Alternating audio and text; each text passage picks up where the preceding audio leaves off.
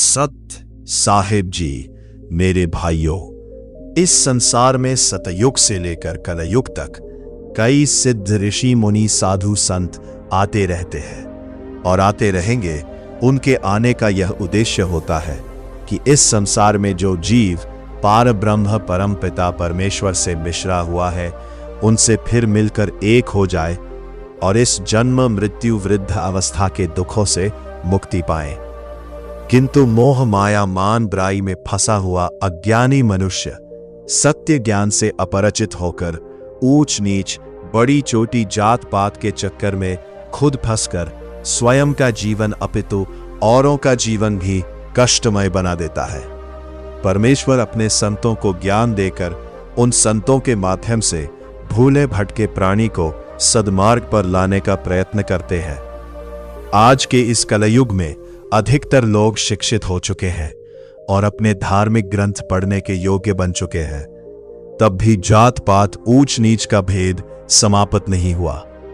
आइए अब हम कबीर साहिब पूर्ण परमात्मा जी की अमर वाणी देखें। सब जन्मे एक बीज से, सबकी मिट्टी एक, मन में दुविधा पड़ गई, हो गए रूप अनेक। कबीर साहिब जी कहते हैं कि सभी जीव एक ही बीज से पैदा हुए हैं और सभी की मिट्टी एक ही है, लेकिन जब मन में दुविधा और भेदभाव की भावना आती है तो हमारे रूप और व्यक्तित्व अलग अलग हो जाते हैं। वाणी कबीर साहिब जी की जात पात सब झूठ है, भरम पड़ो मत कोई, जाति नहीं जगदीश की, औरन की क्या हुई।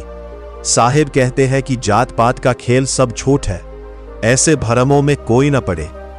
जाति नहीं जगदीश की, परमात्मा की कोई जाति नहीं है, तो औरन की क्या हुई। किसी और की जाति कैसे हो सकती है। जात नहीं जगदीश की, हरिजन की कहा होए। जात पात के कीच में डूब मरो मत कोई। प्रभु की कोई जाति नहीं, तो उसके भक्तों की क्या जाति हो सकती है।